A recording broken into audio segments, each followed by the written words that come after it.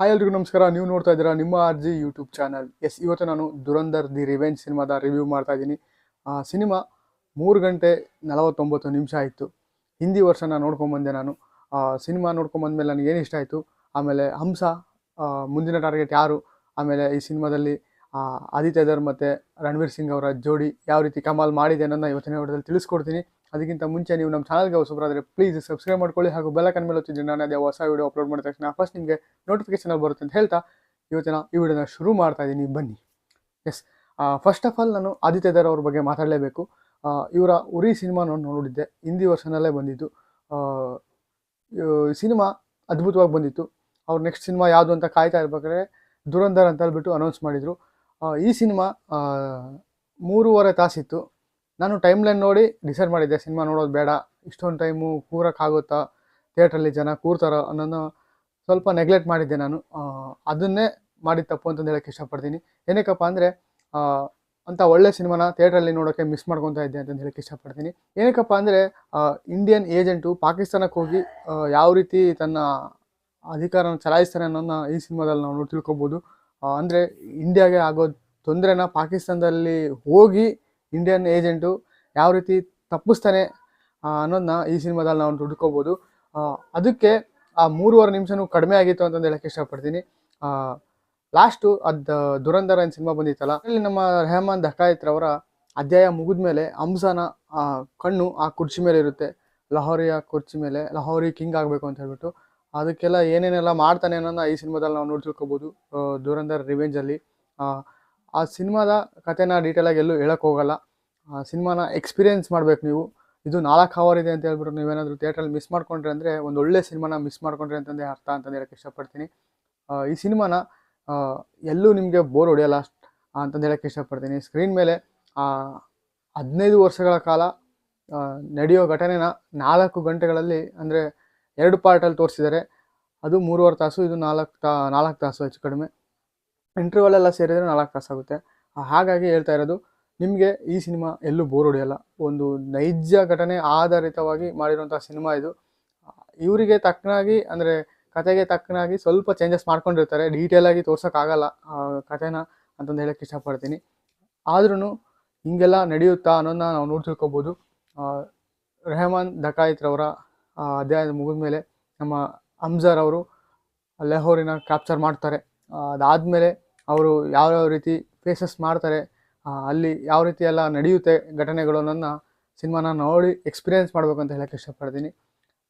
ಸ್ವಲ್ಪ ಏನಾದರೂ ಹೇಳಿದ್ರು ಅದು ಕತೆ ಫ್ಲಾಟ್ನ ಬಿಟ್ಕೊಟ್ಟಂಗೆ ಆಗುತ್ತೆ. ಹಾಗಾಗಿ ನಾನು ಅದ್ರ ಬಗ್ಗೆ ಡೀಟೇಲಾಗಿ ಏನು ಹೇಳೋಕ್ಕೆ ಹೋಗಲ್ಲ. ಇನ್ನು ಕ್ಯಾಮ್ರಾ ವರ್ಕ್ ಮಾತ್ರ, ಮ್ಯೂಸಿಕ್ ಬಗ್ಗೆ ಹೇಳಲೇಬೇಕು, ಅದ್ಭುತವಾಗಿದೆ. ಕತೆಗೂ ತಕ್ಕನಾಗಿ ಕತೆಗೆ ತಕ್ಕನಾಗಿ BGMಸು, ಆಮೇಲೆ ಮ್ಯೂಸಿಕ್ಕು, ಸಾಂಗ್ಸ್ಗಳು ಅದ್ಭುತವಾಗಿ ಸ್ಕ್ರೀನ್ ಮೇಲೆ ನೋಡೋವಂತೂ ಕಿಕ್ಕೇ ಬೇರೆ ರೀತಿ ಇದೆ ಅಂತ ಹೇಳೋಕ್ಕೆ ಇಷ್ಟಪಡ್ತೀನಿ. ಕೆಲವೊಂದು ಸೀನ್ಸ್ಗಳಿದ್ದಾವೆ, ಅವು ಗೂಸ್ ಬಂಪ್ ಸೀನ್ಸು. ಅದರಲ್ಲೂ ನಮ್ಮ ನೋಟ್ ಬೇನೇನಕ್ಕೆ ಆಯಿತು, ಆಮೇಲೆ ಅದು ಏನೇನು ಕಾರಣ ಅನ್ನೋದನ್ನೆಲ್ಲ ಡೀಟೇಲಾಗಿ ತೋರಿಸಿದ್ದಾರೆ. ರೀಸೆಂಟ್ಲಿ ನಡೆದಂತಹ ಅನೇಕ ಘಟನೆಗಳೆಲ್ಲ ಈ ಸಿನಿಮಾದಲ್ಲಿ ನಾವು ನೋಡಿ ತಿಳ್ಕೊಬೋದು. ಒಂದು ಕ್ಷಣ ಏನಪ್ಪ ಅಂದರೆ, ನಾವು ಲಾಸ್ಟ್ ಇಯರಿಂದ ಅದಕ್ಕಿಂತ ಒಂದು 10-15 ಇಯರ್ಸ್ ಬ್ಯಾಕು ಏನೇನೆಲ್ಲ ಘಟನೆ ನಡೆದಿತ್ತು ಅನ್ನೋದನ್ನ ಈ ಸಿನಿಮಾದಲ್ಲಿ 4 ಗಂಟೆಗಳಲ್ಲಿ ತೋರಿಸಿದ್ದಾರೆ ಅಂತಂದು ಹೇಳೋಕ್ಕೆ ಇಷ್ಟಪಡ್ತೀನಿ. ಅದು ಕಡಿಮೆನೇ ಆಯಿತು ಅಂತಂದು ಹೇಳೋಕ್ಕೆ ಇಷ್ಟಪಡ್ತೀನಿ. ಇನ್ನೂ ಸಿನಿಮಾದ ಟೈಮ್ ಲೈನು ಇನ್ನೂ ಸ್ವಲ್ಪ ಜಾಸ್ತಿ ಇದ್ದಿದ್ರು ಬೋರ್ ಆಗ್ತಾ ಇರಲಿಲ್ಲ. ಏನಕ್ಕಪ್ಪ ಅಂದರೆ ನೈಜ ಘಟನೆ ಆಧಾರಿತವಾಗಿ ಬಂದಿರುವಂಥ ಸಿನಿಮಾ ಇದು. ಇಷ್ಟೆಲ್ಲ ನಡೆದಿತ್ತು ಅನ್ನೋದು ಒಂದು ಸಣ್ಣದಾಗಿ ರೀಕ್ಯಾಪ್ ಮಾಡ್ದಂಗೆ ಆಗುತ್ತೆ ಎಲ್ಲರಿಗೂ ಅಂತಂದು ಹೇಳೋಕ್ಕೆ ಇಷ್ಟಪಡ್ತೀನಿ. ನೀವು ಅಂಡರ್ವರ್ಲ್ಡ್ ಸಿನಿಮಾಗಳ ಇಷ್ಟಪಡೋರಾಗಿದ್ದರೆ, ಅಥವಾ ಈಗ ಏನು ಮಾಸ್ ಸಿನಿಮಾಗಳನ್ನ ಇಷ್ಟಪಡೋರಾಗಿದ್ದರೆ ಈ ಸಿನಿಮಾನ ಮಿಸ್ ಮಾಡೋಕ್ಕೆ ಹೋಗಬಾರ್ದು. ಅಷ್ಟೇ ಅಲ್ಲದೆ ನೀವು ದೇಶಭಕ್ತರಾಗಿದ್ದರೂ ಕೂಡ ಈ ಸಿನಿಮಾನ ಮಿಸ್ ಮಾಡೋಕ್ಕೆ ಹೋಗಬೇಡಿ ಅಂತಂದು ಹೇಳೋಕ್ಕೆ ಇಷ್ಟಪಡ್ತೀನಿ. ಏನಕ್ಕಪ್ಪ ಅಂದರೆ ಅದರಲ್ಲಿ ತೋರಿಸಿರೋ ರೀತಿ, ಅಷ್ಟೇ ಅಲ್ಲದೆ ಈ ಸಿನಿಮಾನ ಪೂರ್ತಿಯಾಗಿ ಮುಗಿಸಿದ್ದಾರೆ ಅಂತಂದು ಹೇಳೋಕ್ಕೆ ಇಷ್ಟಪಡ್ತೀನಿ. ಎಲ್ಲೂ ನಿಮಗೆ ಮತ್ತೆ ಪಾರ್ಟ್ ಬರುತ್ತೆ ಅಂತ ಕ್ಲೂ ಕೊಟ್ಟಿಲ್ಲ, ಕೊಡೋಕ್ಕೂ ಏನು ಇಲ್ಲ ಅಂತಂದು ಹೇಳೋಕ್ಕೆ ಇಷ್ಟಪಡ್ತೀನಿ. ಇವ್ರನ್ನೇ ಏನು ಆಯ್ಕೆ ಮಾಡ್ಕೊಂಡ್ರು ಅಂದರೆ ದಿಸ್ಕರತ್ ಸಿಂಗ್, ಹಂಸಾ ಅಥವಾ ಏನು ಹಂಸಾ ಅಂತ ಕರಿತೀವಲ್ಲ, ಹಂಸಾ ಅಲಿಯಾಸ್ ದಿಸ್ಕರತ್ ಸಿಂಗ್, ಅವ್ರನ್ನೇ ಏನಕ್ಕೆ ಇಂಡಿಯನ್ ಏಜೆಂಟಾಗಿ ಪಾಕಿಸ್ತಾನಕ್ಕೆ ಕಳಿಸ್ತಾರೆ ಅನ್ನೋದನ್ನ ಡೀಟೇಲಾಗಿ ಅಂದರೆ ಎಲ್ಲೂ ನಿಮಗೆ ಕನ್ಫ್ಯೂಷನ್ ಕೊಡಲಿಲ್ದಂಗೆ ಡೀಟೇಲಾಗಿ ಕಥೆನ ಮುಗಿಸಿದ್ದಾರೆ ಅಂತಂದು ಹೇಳೋಕ್ಕೆ ಇಷ್ಟಪಡ್ತೀನಿ. ಪೋಸ್ಟ್ ಕ್ರೆಡಿಟ್ ಸೀನ್ಸ್ ಏನು ಬರುತ್ತೆ ಅಂದರೆ ಲಾಸ್ಟ್ಗೆ ಏನು ಬರುತ್ತೆ, ಕ್ಲೈಮ್ಯಾಕ್ಸ್ ಆದಮೇಲೆ ಅದನ್ನು ಮಿಸ್ ಮಾಡ್ಕೊಳಕ್ಕೆ ಹೋಗಬೇಡಿ. ಯಾವ ರೀತಿ ಅವರಿಗೆ ಟ್ರೈನಿಂಗ್ ಕೊಡ್ತಾರೆ ಅನ್ನೋದನ್ನೆಲ್ಲ ಡೀಟೇಲಾಗಿ ತೋರಿಸಿದ್ದಾರೆ. ಸ್ಟಾರ್ಟಿಂಗಲ್ಲಿ ಅವರು ಏನಕ್ಕೆ ಆರ್ಮಿಗೆ ಸೇರಬೇಕಾಗಿದ್ದವರು ಇಂಡಿಯನ್ ಏಜೆಂಟಾಗಿ ಏನಕ್ಕೆ ಸೆಲೆಕ್ಟ್ ಆಗ್ತಾರೆ ಅನ್ನೋದನ್ನ ಸ್ಟಾರ್ಟಿಂಗಲ್ಲಿ ತೋರಿಸ್ತಾರೆ. ಅದಾದಮೇಲೆ ಅವರು ಯಾವ ರೀತಿ ಟ್ರೈನಿಂಗ್ ಕೊಡ್ತಾರೆ ಅನ್ನೋದನ್ನ ಕ್ಲೈಮ್ಯಾಕ್ಸಲ್ಲಿ ತೋರಿಸ್ತಾರೆ. ಅದ್ರ ನಡುವೆ ನಡೆಯೋ ಏನು ಘಟನೆಗಳಿದಾವಲ್ಲ ಅದು ಮಾತ್ರ ನೆಕ್ಸ್ಟ್ ಲೆವೆಲಲ್ಲಿ ಇದು ಫೀಲ್ ಕೊಡುತ್ತೆ ನಿಮಗೆ ಅಂತ ಹೇಳಕ್ಕೆ ಇಷ್ಟಪಡ್ತೀನಿ. 4 hours ಇದ್ರೂ ನಿಮಗೆ ಎಲ್ಲೂ ಸ್ವಲ್ಪನೂ ಬೇಜಾರಾಗಲ್ಲ.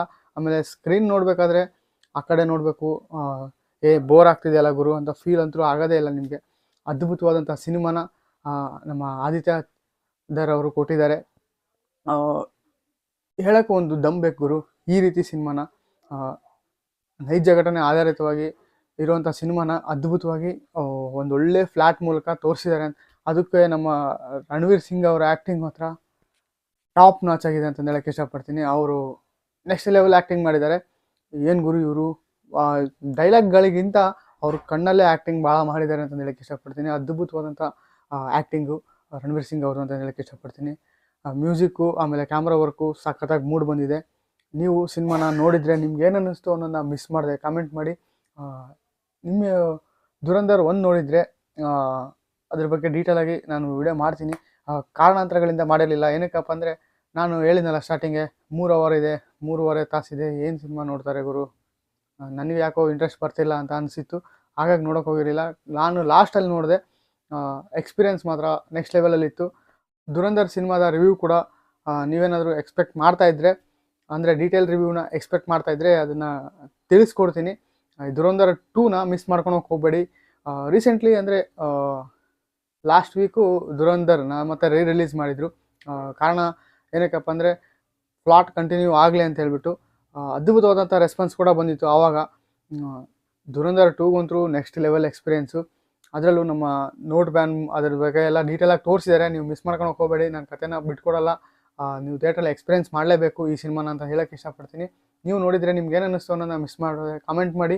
ನಮ್ಮ ಚಾನಲ್ಗೆ ಹೊಸಬರಾದರೆ ಪ್ಲೀಸ್ ಸಬ್ಸ್ಕ್ರೈಬ್ ಮಾಡ್ಕೊಳ್ಳಿ. ನಮ್ಮನ್ನ ಸೋಷಿಯಲ್ ಮೀಡಿಯಾದಲ್ಲೆಲ್ಲ ಫಾಲೋ ಮಾಡ್ಬೋದು. ಎಲ್ಲ ಲಿಂಕು ಡಿಸ್ಕ್ರಿಪ್ಷನಲ್ಲಿ ಕೊಟ್ಟಿದ್ದೀನಿ, ಒಂದ್ಸಲ ಚೆಕ್ಔಟ್ ಮಾಡಿ ಅಂತ ಹೇಳ್ತಾ ಇವತ್ತಿನ ಈ ವಿಡಿಯೋನ ಮುಗಿಸೋಕ್ಕೆ ಇಷ್ಟಪಡ್ತೀನಿ. Thank you. ಜೈ ಹಿಂದ್, ಜೈ ಕರ್ನಾಟಕ.